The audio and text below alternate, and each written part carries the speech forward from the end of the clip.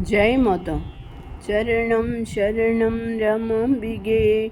Charanam Sharanam Trayambage. In great power, she exhorted them to pray, for prayer alone would mitigate suffering and evil. She went into Samadhi. Later, in the supreme power of Devi, Mother assured them that she had come, and the protecting hands of the Mother were ever around them. When she asked them to pray in silence for universal peace, there was absolute silence in the vast gathering, almost all of whom were seeing Mother for the first time. The most impressive moment was when she got down from the rostrum on her way out, for from all sides came the cry, Amma, Amma, protect us, bless us. It was one of the most wonderful manifestations of the motherhood of God. During the months of June and July in the year 1962, my husband undertook 41 days of sadhana at the Mandir. He himself carried out all the pujas in the shrine with austere vows and sacrifices. Every day he would rise and have his bath and leave for the temple by 3:30 in the morning and come back only in the night. The frugal meal he had was the consecrated rice from the mandir, and he observed strict silence. He prayed to Mother for her protecting power, not just for himself or the mandali, but for the well-being of humanity as a whole. He had many divine experiences, and Mother appeared in various forms in his meditations. Once he said Mother had shown him his previous janmas and, as in a mirror, showed him how much more of sadhana he had to do to achieve realization. I asked him how much there was, and he smiled and said, Very little. For him, the Devi in the shrine was the living presence of Divine Mother. I had my mother to care for, but whenever I got time, I too joined him in prayers. One day early in July, towards the end of the 41 days, we were in the Mandir. He was inside the shrine, absorbed in prayers, and I was sitting down on the floor of the main hall in meditation. Suddenly, clear as a bell, Mother's voice vibrated there. I have manifested here in Hrinkara Swarupa. Give me an eternal place, Shashwata Sthana. We sat stunned for some time, feeling the living presence of the Mother. The two of us felt an inner certitude that this was a divine mandate commanding us that a Vigraha of Devi should be enshrined there. But we realized that this was a stupendous task which could be undertaken only with the absolute cooperation of the Mandali and with the sanction of Mother, who was at Mangalore then. A beautiful picture of Mother was there between the idols of Sri Rama and Sri Krishna. Abhisheka was done to the idols every day, and naturally some water would splash on Mother's picture. Slowly the picture was getting spoiled. In that same month, a 9 days Navakshari Akhanda Nama Yajna was started. The day before the conclusion, when we were all sitting around, someone remarked that we must get another portrait of Mother, as this one was getting spoiled. Then my husband said that picture too would in course of time get spoiled. They asked him what he meant. He said we should have a Vigraha of Mother which could be worshipped for generations to come.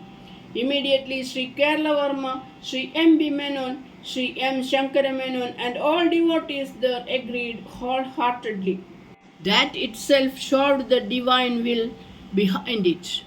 Offerings in gold and money were offered before the shrine even before the Akhanda Nama concluded. We had no idea how to get the idol made, and even more important, we had yet to get definite sanction from Mother.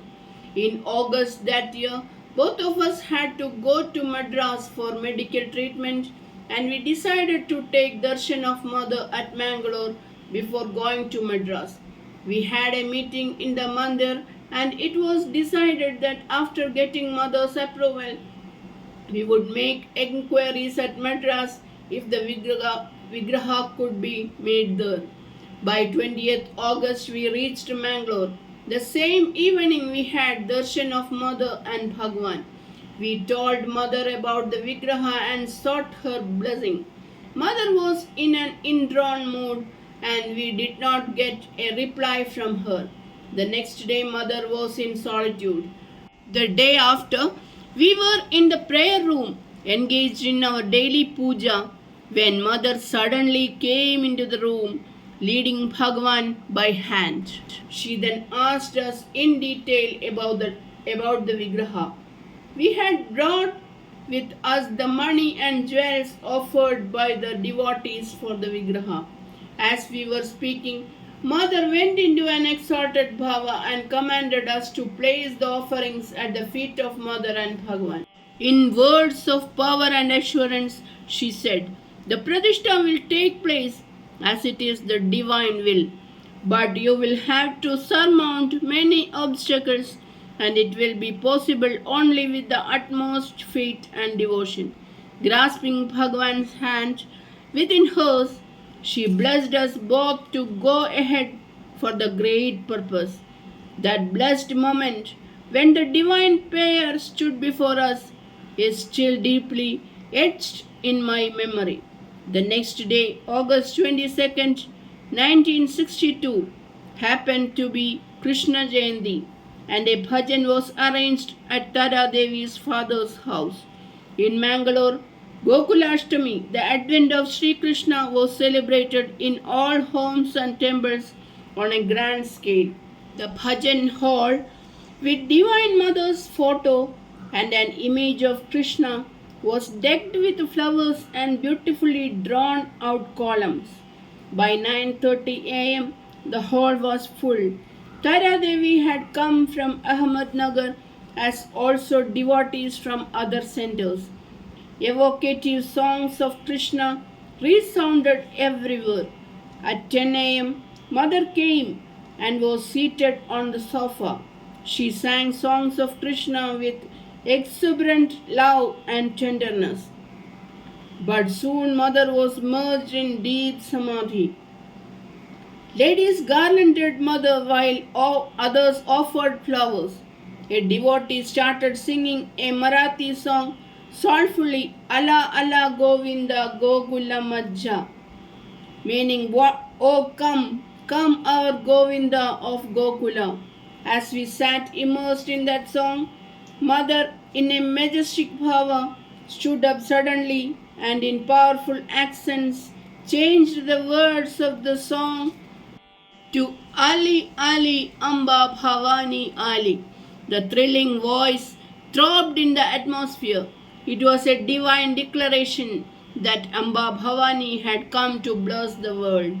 The whole atmosphere changed. With Varabhaya Mudra, Mother stood still as a golden-hued statue. The devotees started singing songs in praise of Amba Bhavani. There followed great Mahabhavas interspersed with declarations and symbolic mudras expressing the Mother's manifestation. Her declarations still ring in my ears. She said, "Remember that Devi Lalitambika, for whose propitiation yagas are conducted, by whose effulgence all the worlds are illumined. The embodied form of that Turiya Rani, Parashakti, is before you today. Forget not this truth, that you are perceiving today that form most divine, adored by the Trinity of gods. Even the vilest of sins perish before the power of her grace.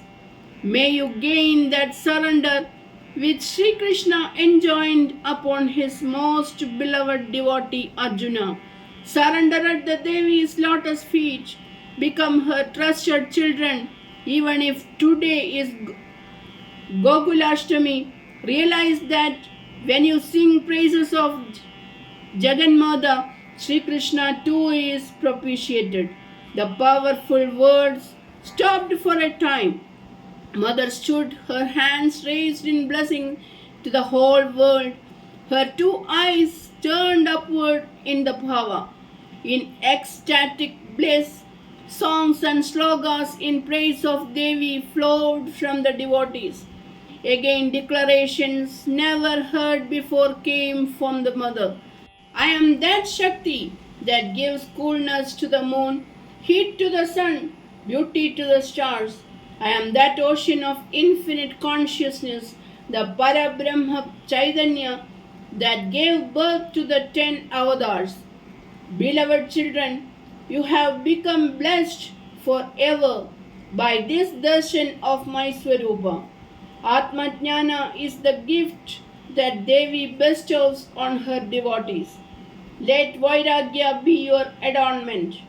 Crave from Devi one boon alone, that of bhakti.